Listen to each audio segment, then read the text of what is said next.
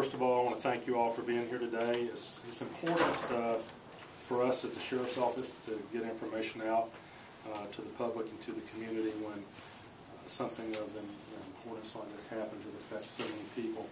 And I want to say that, first of all, we want to thank the community for the outpouring of love and support and concern and respect that all the members of the Sheriff's Office have felt since this tragic event occurred yesterday afternoon about 6:30.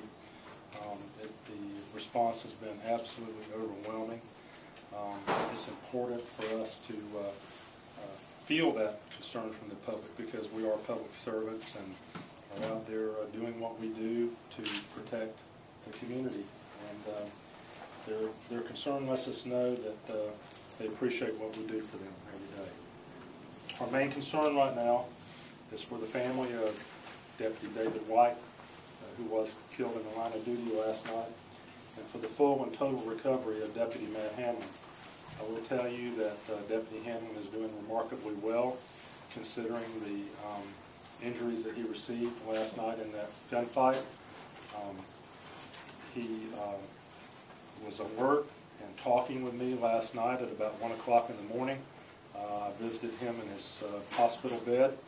Of course, he was devastated to know that his partner had been killed, but he is fully alert and conscious, and we expect him to make a full and total recovery.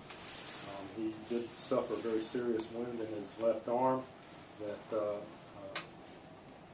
resulted in an extreme amount of loss of blood. But one of our other officers on the scene valiantly rushed in and provided first aid and applying tourniquets and what have you that undoubtedly saved Detective Hamlin's life. We will recognize that officer for his heroism and for his quick and proper handling of that situation at a later time.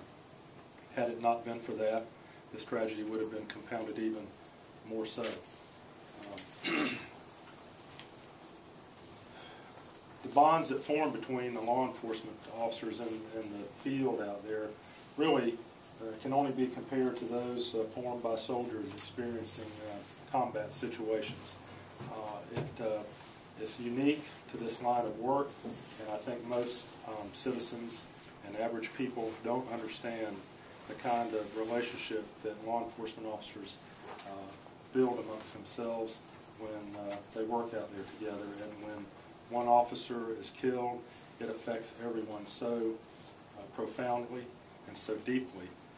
And this agency right now is hurting awfully bad. It's been almost 100 years since a Clay County law enforcement officer was killed in an adversarial action like this. And in one regard, we've been fortunate to have been spared all these years when other agencies that surround us have experienced those types of losses. And it's something that's just so foreign for us right now, and we're having to deal with that. We have some important information on the arrangements that have been given to us by the family of Detective White. I will pass that information along to you now. The visitation viewing will be Sunday, February 19th from 1 to 4 p.m. at the Russell Haven of Rest Funeral Home, located at 2335 Sand Ridge Road here in Green Cove Springs. The funeral service for Detective White will be held Monday, February 20th at 10 a.m. at the First Baptist Church in Middleburg, located at 2645 Blanding Boulevard.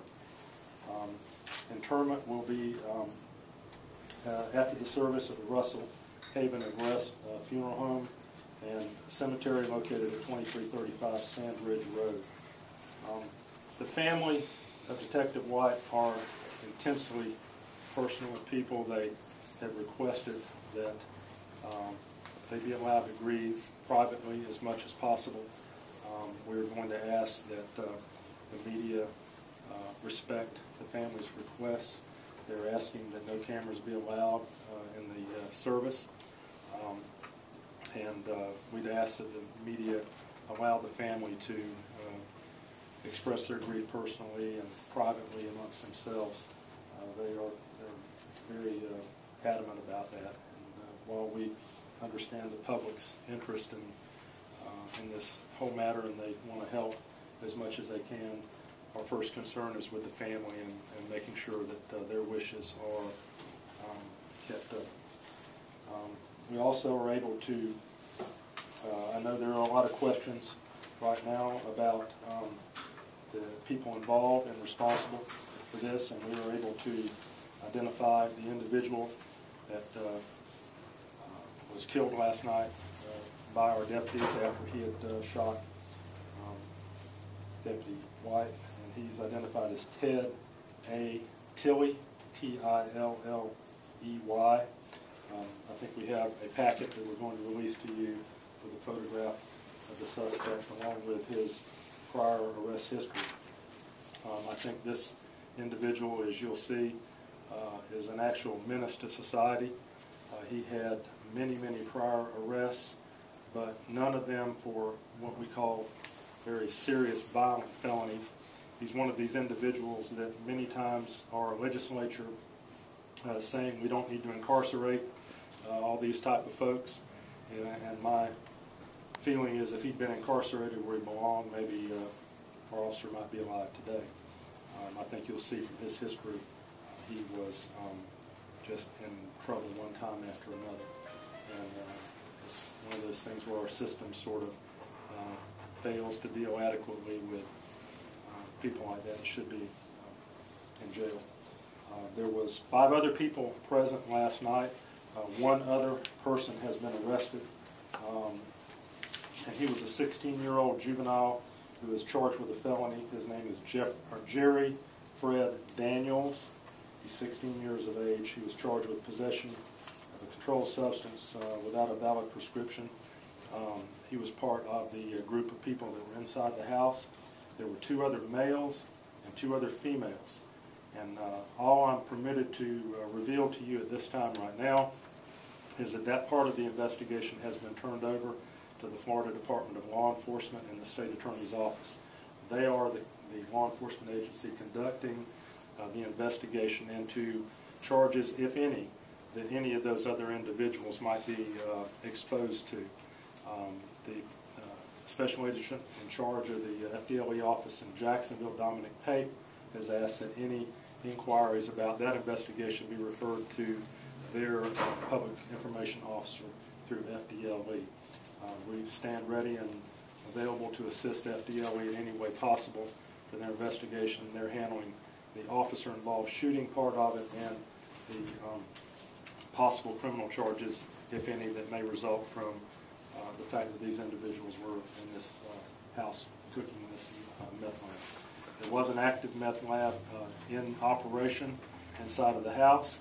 It took almost all night long for members of the Drug Enforcement Administration, FDLE, and the Clay County Sheriff's Office Narcotics Unit to neutralize those chemicals, safely remove them from the house, and be able to let the investigating teams have access to the area so they could complete their investigation of the shooting that occurred there last night. I will tell you that meth has become a scourge on our society. Just last year in Clay County alone, we had 16 meth labs. And this is not, and they were all over the county, from Keystone to Orange Park and from Green Cove to Middleburg. I can tell you that this is not unusual for our community. We're seeing this, communities all over the state impacted by this. They are not only factories that make a dangerous drug that people put into their bodies and makes them do crazy things, but they are also a hazard to anyone nearby because they're extremely volatile and can explode and cause fires and damage, and can also injure children that may be in close proximity. These men and women in the Clay County Sheriff's Office Narcotics Unit are resolute in their determination to weed out these meth labs and put themselves in harm's way. I had an opportunity last night to speak with Governor Scott, who called to express his sympathy to the family and to the members of the Sheriff's Office, and he wanted to know, what he could do to help us. And I told the Governor that what we need is we need people, the government, the state legislature to stand behind law enforcement and help us, because God help us when we have men and women like these folks that go out and every day risk their lives to protect the citizens. If we don't have them, our society will literally disintegrate. And I don't know where we get people that go out and do what these folks do every day, but thank God we have them, and I hope that we continue to have people that are willing to step up. I will tell you, David White was not only a hero as far as his service to the Clay County Sheriff's Office, he was also a military veteran who served overseas in numerous areas of conflict like Bosnia and Iraq. He served with distinction. He was just one of the finest officers and military men that I've ever met.